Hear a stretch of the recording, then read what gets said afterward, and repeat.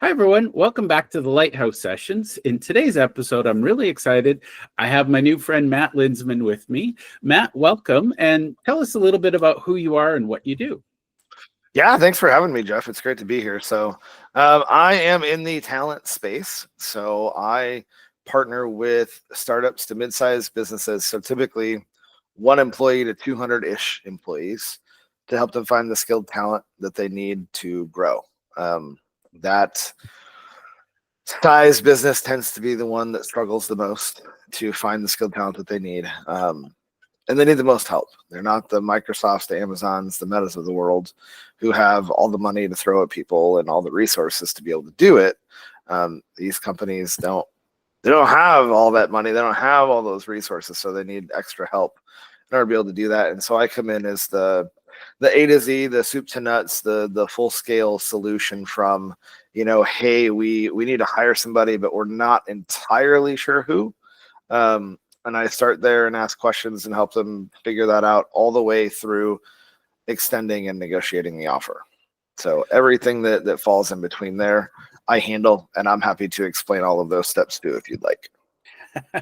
Awesome. Well, we are going to talk more about why you do what you do, because I think that's powerful. So how did Matt become what he is today? Where did this love for the recruiting space, how did you become the anti-recruiter? Yeah, that's a great question. So about 9 years ago, a little over 9 years ago, I was in sales, and most of us have probably worked for the companies that they hire you whether you have sales experience or not. You don't really know if the product is what they say it is. They give you like 2.5 days of training and then tell you to go have fun. And if you don't figure it out by 90 days, then they fire you and you have to start over, right? So I found like 4 of those in a row. And number one, I hated sales. Like, I didn't like it, but I went to college for public relations and marketing. And right at the end of my schooling, found out that nobody will hire you if you don't have experience. So I had a really expensive piece of paper, right? So sales is where I landed. I didn't like it. And I started looking around and going, number one, I hate this. I don't like doing this. I want to do something else. And so I started thinking, like, what else has, like some element of sales to it, but isn't all I do is hawk product all day, right? Like, there's other things that I'm responsible for. And I thought, recruiting's got to be, there's some element there, but it's not my sole job, right? And so I sent out a few applications, and within like 2 months, there was a big agency in Denver, which is where I was at the time, that reached out and said, hey, do you want to come be a recruiter? And I was like, actually, I really do. And I've been doing it for 9 years ever since. And I don't ever want to do anything different. My heart for as long as I can remember, probably back to the age of like 8 or 9, has been to help people in whatever way that I can.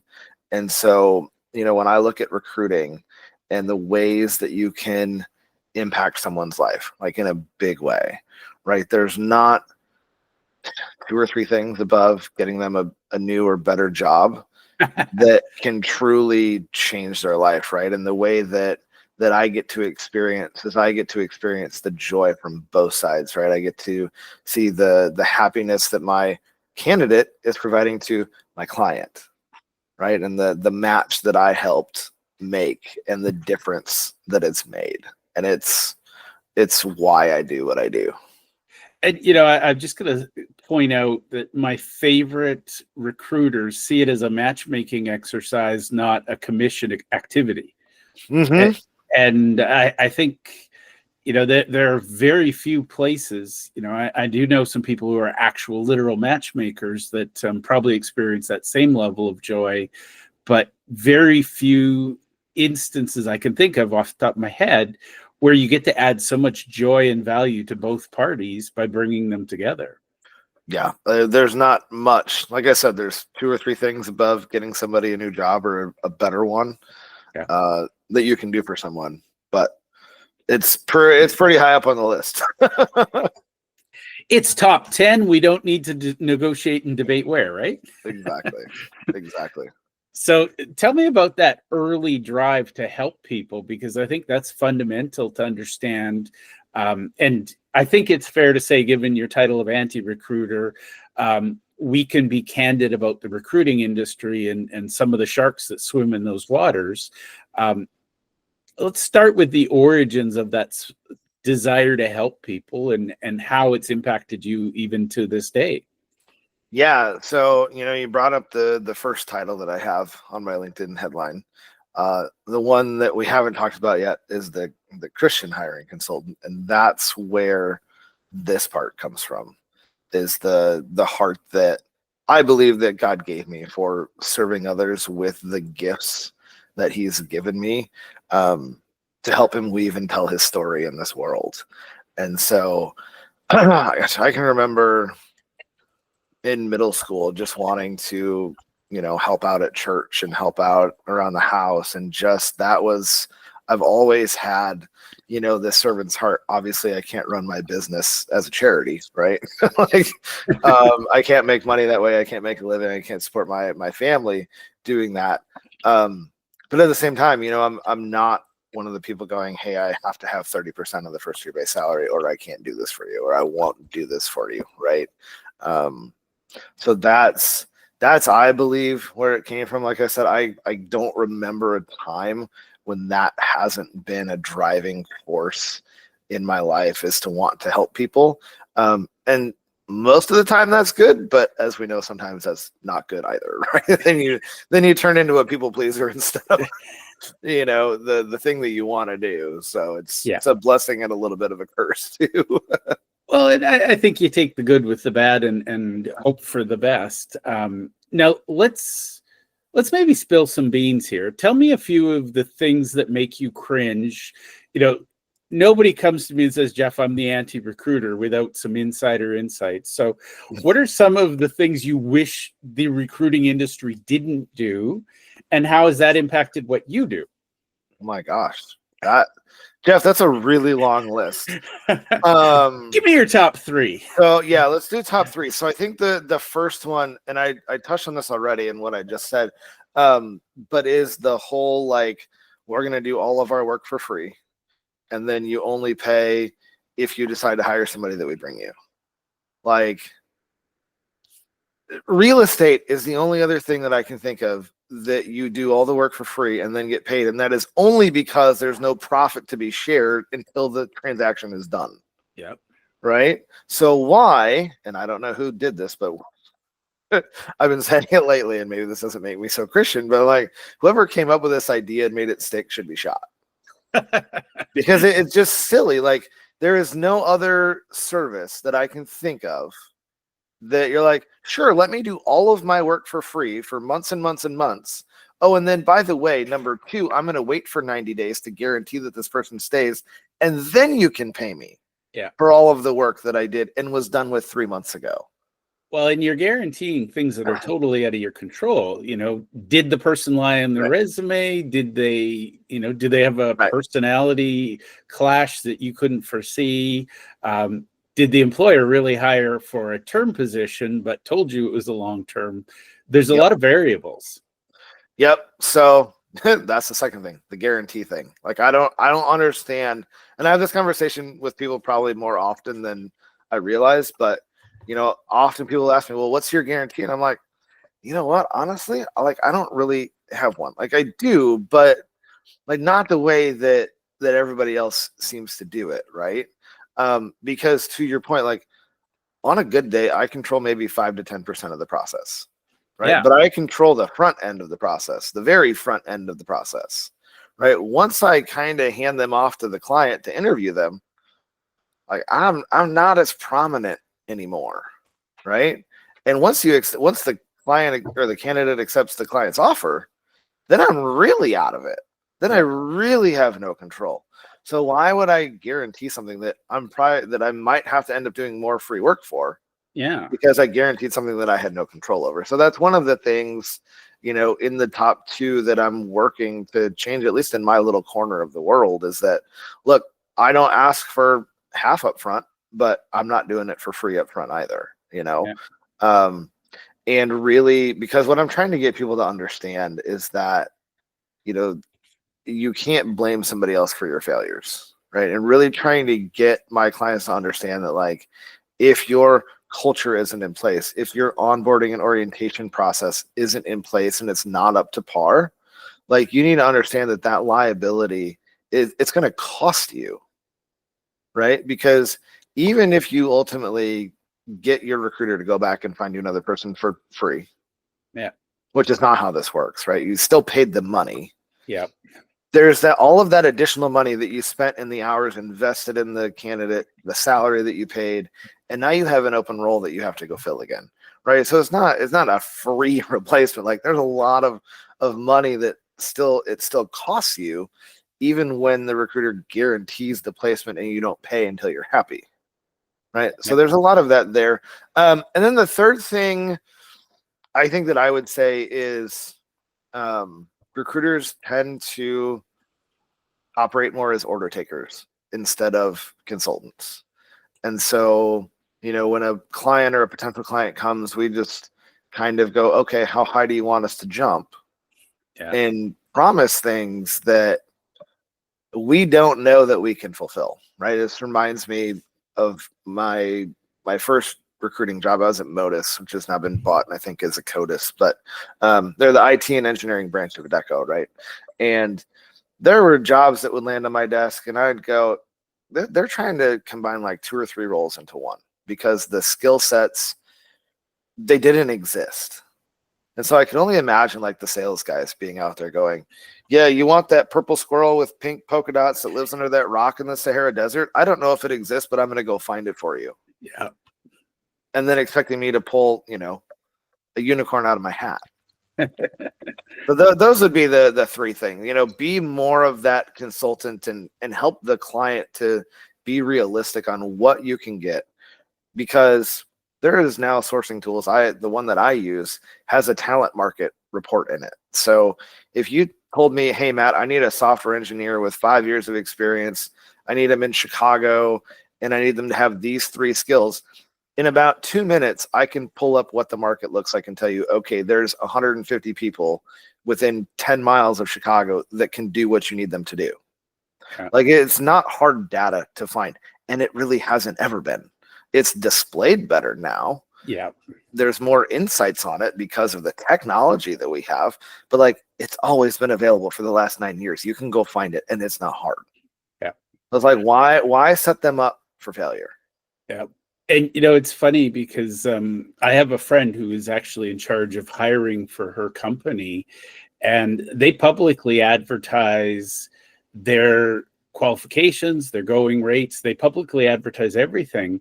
And they hire, I'm going to call them recruiter, and you see where this is going already. They find somebody with a pulse, throw them at the company and say, here you go. And it's an in-house recruiter, which is worse because they're wasting everybody's time. Yeah. But they've got people showing up that don't have the qualifications, don't even understand what industry they've applied to. And the part that really, really fascinates me is their salary expectation is roughly 50% higher than the stated salary in the hiring. So there is 0 conversations happening prior to them showing up on site. Yeah. So it's kind of what I suspect is going on. And again, it's not up to us to decode this one, but I think they're running ads wherever people run ads to get garbage applicants. And, I'm going to sound really terrible, but it's attracting a lot of people who failed out of one industry. And they're like, what am I going to be when I grow up? Oh, I'm going to go into this industry. Yeah. Yeah. There's a lot of shortcomings in the hiring space on both sides, right? Because I talk to obviously a lot of job seekers as well, and one of the things that I always ask them when we connect, because I connect with people even if I don't have a potential opening for them, right? I get referred people all the time, which I love, and it's great. But I always ask them, like, what are you doing in your job search? What is the main thing that you're doing in your job search? And their answer always is, well, I'm applying to jobs online. And it makes me want to bang my head against the wall because it doesn't work anymore. It used to. 3 years ago, but it doesn't work anymore. And so the problem that you have on the job seeker side, and I'll ask them this as kind of a rhetorical question, and it's like, how much of any given job description do you think the average job seeker actually reads before they decide if they're going to apply or not? Yeah. My rhetorical answer is the title, the location, the pay, if it's stated, Yep. and maybe the first paragraph, but probably realistically like the first sentence or two. Well, I would challenge, in my friend's experience, they don't even read the location. Well, yeah, there's that too, right? I had that 2 years ago. Yeah, they don't even read the location. She gets tons of job applications from out east for a job that is clearly physically based in the West. Mm-hmm. And then they're like, well, do you pay for relocation? No. It's an entry-level position. Mm-hmm. I'm not moving you, man. Yeah. No, there's problems on both sides, and that frankly, what it does too is it creates problems for recruiters because it gives us a bunch more crap to have to sift through. Yeah. Right. Because one of the common lies that job seekers believe is that the ATS is rejecting people. At best, the ATS is scanning the resume and sorting them. Yeah. You know, and so you've got a little bit of an algorithm there, but it's just trying to help the recruiter out. You know, people are like, well, I can't pass the ATS. The ATS is not rejecting you. The only time. Refresh me, Matt. What is ATS? The applicant tracking system. Okay. So, like Bullhorn, Workday. What's the other big one I'm thinking of that I can't? It's where every company has one. It's how you apply to a job. It's the way that we keep track of applications, right? So it's like a big database, if you will. But there's this big thing going around. I have to have an ATS compliant resume or an ATS friendly resume. I don't even know what that is. And I'm willing to bet there's a whole bunch of newly minted consultants saying, I'll show you how to beat the algorithm. There is, you know, and the funny thing is, and I tell people this too, is the only way that the ATS is rejecting you is that there's knockout questions. So a lot of them will have the ability to add questions, right? And they put in the answer that you need to answer. And if you don't answer it right, then it rejects you. But that's not the ATS rejecting you. That's you rejecting you because you don't have the qualifications that are required for the job that you're trying to apply to. And for anybody listening, Matt actually rolled his eyes when I asked him that question. So just in case you're wondering how he feels about that, I think it's a fair comment. And, you know, it's funny, in my friend's industry, there's industry-specific qualifications that people need. Mm-hmm. And people actually check the box saying, yes, I have it. And my friend always asks in the interview, so when did you get your designation? And they use the acronym. And a telltale sign is, what does that acronym mean? It's like, wow. Yep. So let's talk about advice. And for the record, we're going to talk mostly about the client side of things because my people, they're visionary entrepreneurs, and they're going, where are all the good people? Yep. And it's fascinating because I know people on both sides, and people will tell me with 100% certainty there's no jobs out there. And then on the visionary side, they'll tell me there's no people out there. I feel like we're just really bad at matching. Is that a fair comment? It is, absolutely. It's entirely fair. It's one of those where, again, if you don't have the right resource on the client side, right? So you're looking for a specific fit, right? And you're not Microsoft, you're not Google, you're not Amazon with name brand recognition wherever people see your name. Yeah. It is more of a hunting exercise than fishing is probably not a great analogy, but kind of, right? You're like shooting fish in a barrel when you're at Microsoft, when you're at Amazon, because there's people that will always want to work for those companies. They're climbing the fence trying to get to you. They're climbing the fence trying to get to you. Whereas if you're a small to mid-sized business, you have to go find the people because they don't know who you are. Yeah. So what I always tell my clients, I'm like, look, I'm going to have to go dig these people out of where they are. Well, you're going to have to peel them off the Microsoft fence because. Yeah, and it's funny because the longer that I do this in this space, I started out kind of thinking, oh, I'm going to have to sell this really hard to people to go work at a 10-person company. But it's not hard. Well, Google was a 10-person company at one point.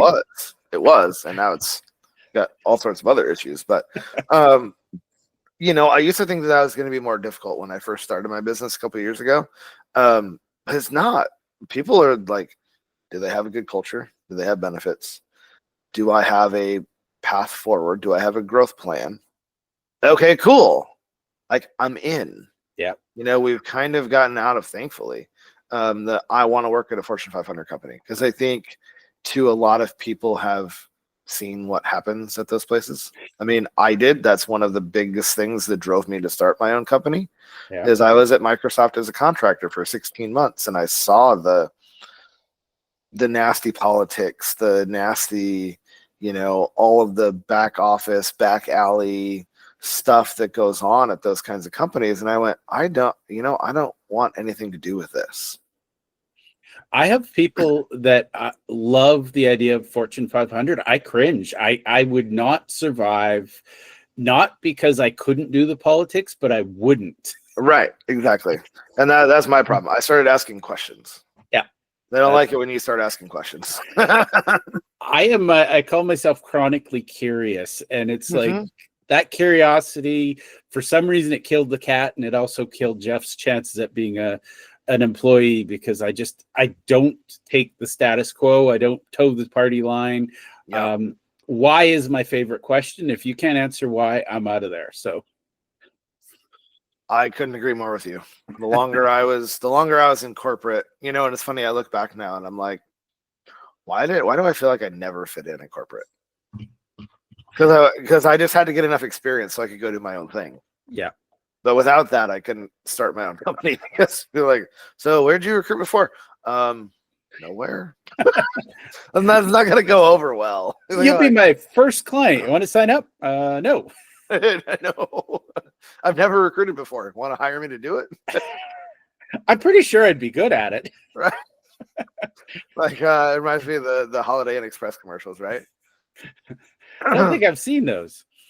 Oh, it's all the different ones. They're like, like, I can't do that, but I stayed at a Holiday Inn Express last night. Like, I can't, I'm usually not an actor, but I can because I stayed at a Holiday Inn Express last night. Yeah.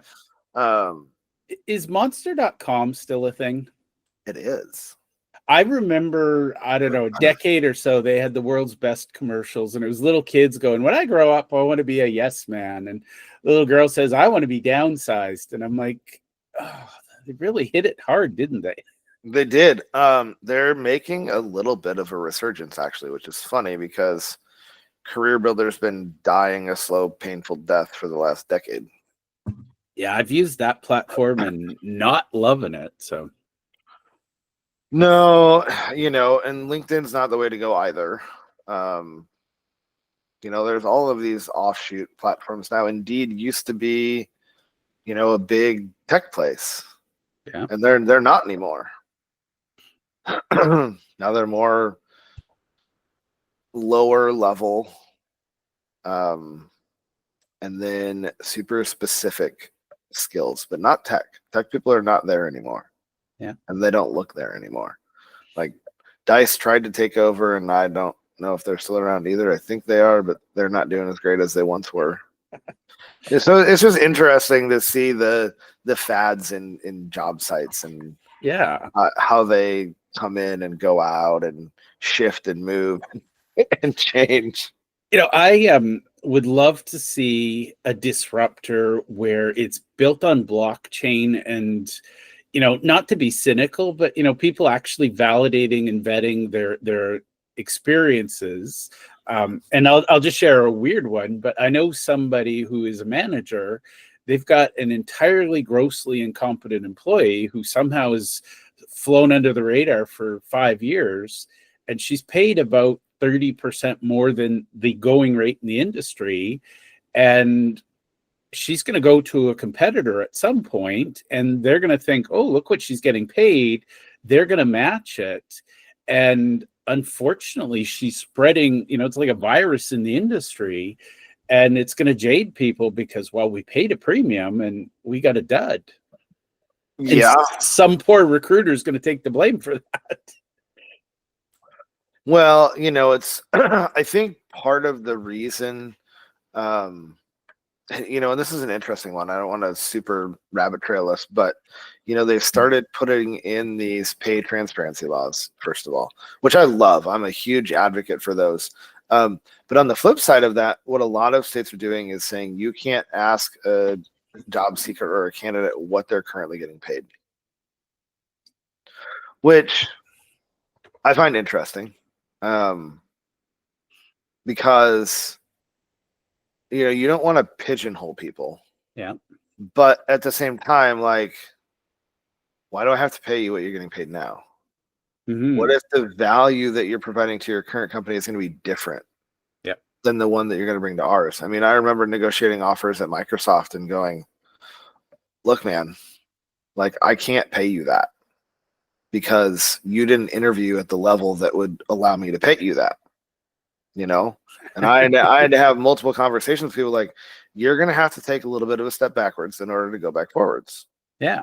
And there was a lot who were actually willing to do it. But I had a guy, I don't remember where he was, and he wouldn't give it up. And I'm sure, he was a Peloton. And I'm pretty sure like within 3 months, he ended up getting laid off. Yeah. So then not only did he not have a job at Microsoft, he didn't have one at Peloton, and he lost everything he had anyway. Yeah. It's like, oops. Well, let's talk about some things. So I ask a weird question, and this sometimes throws people, but one of the questions I like to ask is, what do you wish visionary founders, the entrepreneurs, what do you wish they knew before they come to work with you, so that when they do come to work with you, they actually are ready? Jeff, that's a great question. And it's something that I just got done putting together. I was going to say, I bet there's a rant inside you about this. Well, yes, a rant kind of, but a nice one.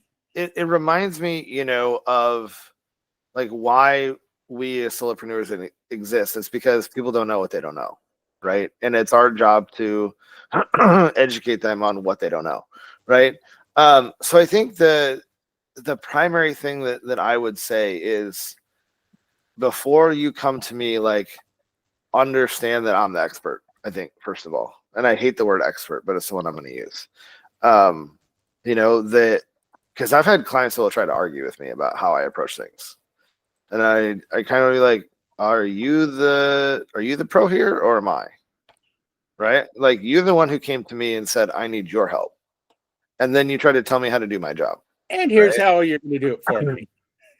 Right. So let us do our thing, right? But I think the other thing is to think through, who is it that you actually need, right? Come with as clear of an idea of who you need as possible, because so often people come and they're like, yeah, I need this person. And I start asking my standard questions, and then they go, oh, wait.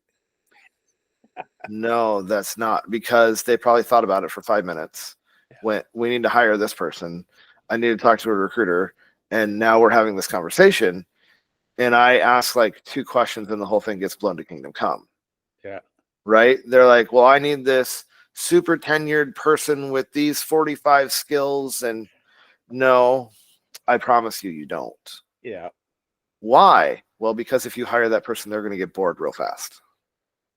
And then you're going to have to start over, right? So one of the things that I would want visionary entrepreneurs to think about is the longer term, right? So think about, because we too often get caught up in these hard skills, right? Like, hey, I need somebody who can code in Java. Yes, that's important, right? But what I used to tell all my developer candidates when I was prepping them at Microsoft is that I need you to have the coding skills, but I also need you to be able to fit the culture, right? So it's not a either or. It's a both and, right? So yes, the hard skills are important, but I can teach those. Mm-hmm. That's something that I can equip them with as long as they have the right mindset. Yeah. What I cannot teach is personality and culture fit. Because if I'm a 20-person company and I bring in 2 wrong people, or even one will do it. my culture just got blown to kingdom come. Yep. And the cost of that could be your entire company. Yeah. Right. So think about the longer term picture and what can I absolutely not get away with this person having, right? Because the question that I always want people to think about is what is the problem that you're trying to solve by hiring this person? And what is the gap that you're trying to fill, right? And how long do you anticipate said problem existing, right? Because the other thing is that for whatever reason, everybody still thinks they can only hire a full-time permanent employee. Yeah, that seems to be the one option. Everybody's like, I need a full-time permanent. Do you? Which is fine because that's what I do, but like not everybody needs that. Yeah. Right. So I really try to help them put into perspective, okay, what's the problem you're trying to solve? What is the gap that you're trying to fill? Right. Once this person's in place, how long is that problem going to exist for? Mm-hmm. And once that problem is solved, what's the next one that you're anticipating? Yep. And can this person that we're talking about right now solve the next problem? And if not, are you still going to need them once they solve that problem? Yeah. Right? Or is there a bigger gap that then they will expand into to fill? Because once this problem is solved, now we're going to grow. So they're going to turn into a cog in the growth wheel. Right? But a lot of times they've gotten 5 feet down that road. Yeah. Right? And so I started asking these questions and they're going, oh, crap. I don't know. And so I walk them through that because if we can't walk into the search going, I need X amount of years of experience, right? Ideally, but I could go like 2 years less if they're a rock star. Yeah. I need them here. And I need them to have these 3 to 5 things. Like these are the 3 to 5 things that I cannot have them not have. Yeah. Right. And that can be a combination of personality, culture fit, and hard skills. And these are the 3 to 5 things that I would really like them to have, but that I can build into their ramp up period, and they can learn them once they start, as long as they have the right mindset, they have the right personality, they have the right culture fit, right? And then the other thing that I need you to think about is, do you have an established interview process? Have your interviewers been properly trained to interview people? Do you know the answers that you're looking for the interview questions that you're going to ask them? Yeah. And lastly, what does your onboarding, orientation, and training process look like? How are you going to support your new hire? Because if you're going to wing it on a hope and a prayer, we can't start.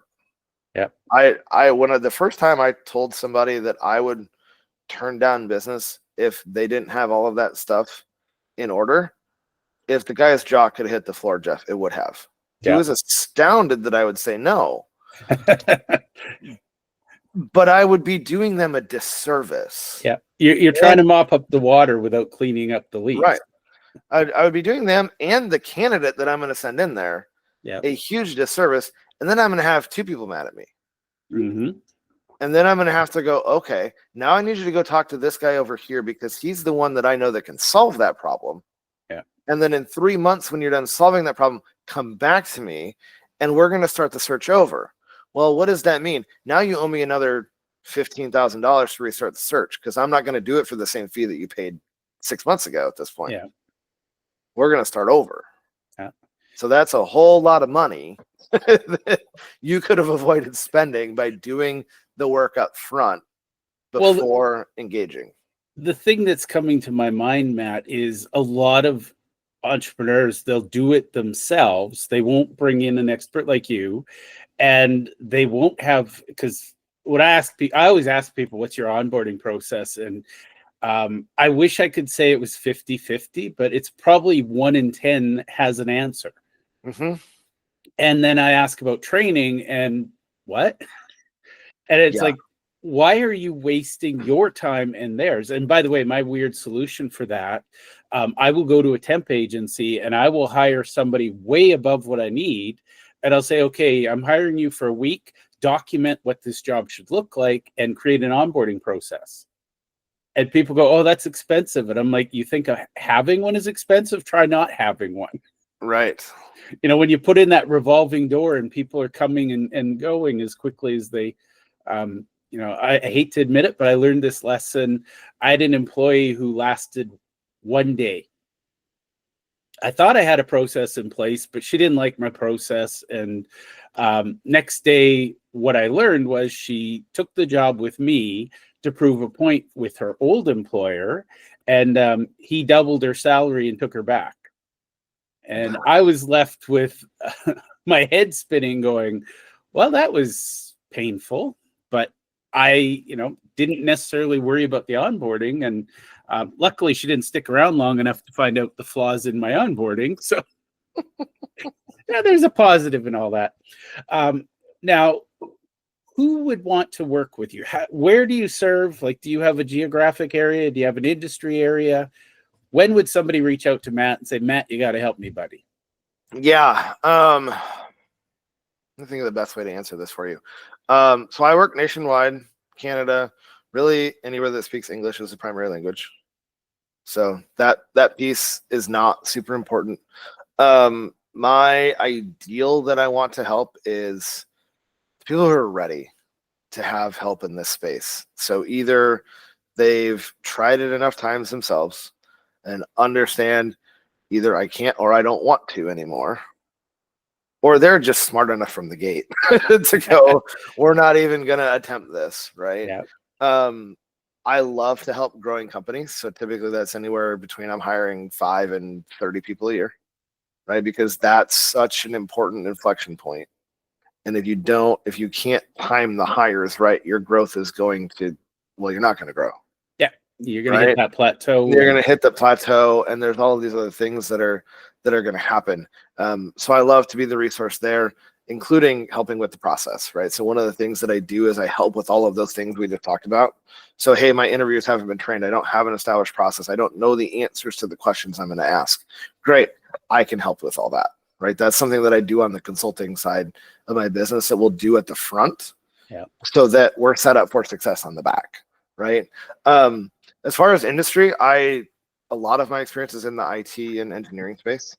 So I've got any sort of developer you can think of, analysts, program project managers, machine learning, AI, data science, all of that fun stuff. I've done aerospace engineers and medical device engineers too. Those are my favorite. I love those. But I also have a lot of professional services experience. So the really broad but narrow answer to your question is, if you need to hire somebody that you're going to pay roughly $80,000 and up to, that needed to go to school for 4 years to do what it is you need them to do, right? Because we can't let that archaic requirement go yet. Yeah. That's when you call me, right? Because that's when I start to make sense. But like, if you need somebody to work in your call center or your customer service center, or you need a front desk receptionist, that is something that you really should be able to handle on your own. I love that. Now, if you need 30 or 40 of them, that's a different story. That's a different story. Then call me, right? Because I help with hiring events. Like, we can figure that out, how to do that efficiently and effectively, because you probably don't know how to do that either.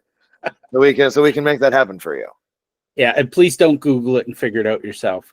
Matt, where can people, I can Google how to do brain surgery and try it on myself. I'm not going to. Where can people go to connect with you, learn more about what you do, and maybe find out how you can work together? Absolutely. LinkedIn is primary. And then my website as well, which I think you're going to put in the notes section. So those 2 places are best. Awesome. Well, the last question is my favorite because I never know the answer.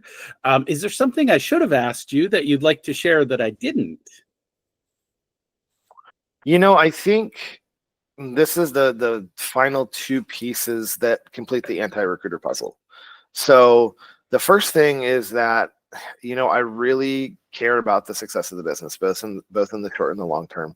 And through that, I want to be your long-term talent partner, right? Most recruiters would come in and just want to put a butt in the seat and take your money and walk away. Bye.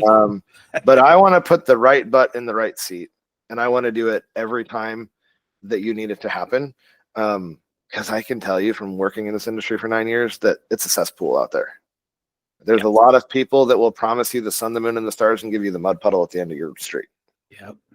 The other thing is that I don't work on that fun 20 to 30% of the first year base salary model that most recruiters like to. So I work on a retained model. So I typically will ask for $5,000 per role up front, unless we're over 4, and then we'll do a monthly retainer. But I do that because once we're engaged, I invest my time to find you the people that you tell me that you need.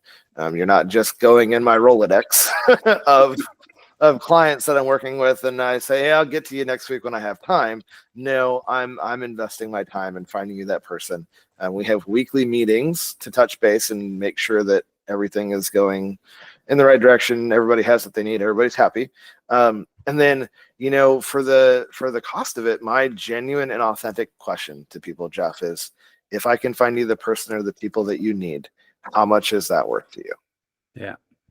Because I want them truly to understand and see the value of what it is that I do instead of having it being dictated to them, with the ultimate goal being that 3 to 6 months later, they're going to look back and go, man, that guy that Matt found me was such a rock star. Like, he should have charged me twice as much as he did. I love that. And I love that your heart is clearly about the service. I want to thank you for hanging out with me. I could talk to you about this a lot more because there's so many rocks we could turn over in the industry, and you'd be like, oh. And by the way, I've met with many recruiters. I could probably give you a top 10 list that you'd laugh at and we'd both cry over later. But I really appreciate you hanging out with me and sharing your insights. Thank you for having me, Jeff. It was an absolute pleasure.